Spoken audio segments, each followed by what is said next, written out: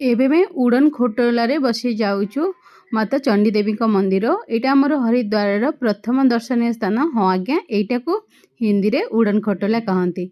तो भितर तो सुट पाई अलाउ नथिला, सेथिपाई एटा रिटर्न कला बेलकु ए सबु दुकान आपन को मिल जिवो। कॉस्मेटिक्स दुकान सबु जोठु आपण माने बहुत किसी जिनिस किनी पारिबे बहुत ही भल दाम रे। आउ तापरे आमे सेई चंडीदेवी को मंदिर टिके ऊपर अच्छी माता आंजनी को मंदिर सेठी आसी पहुँची जाइचु। आउ एठू भ्यूटा बहुत ही सुंदर आसुची तले नदीर।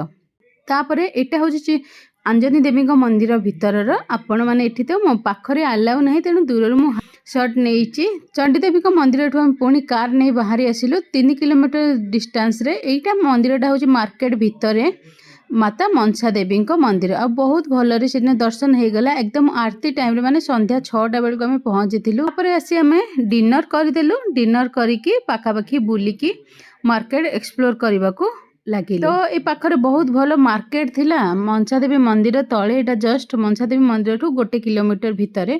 आउ रहिबा पाई भी भल होटेल व्यवस्था भी थिला। आउ एई होटेल रे ही आमे रहिलु। कार पार्किंग रे एठी कोनोसी सुविधा नाही। कार टा आमे एठू 500 मीटर दूर रे पार्क करी।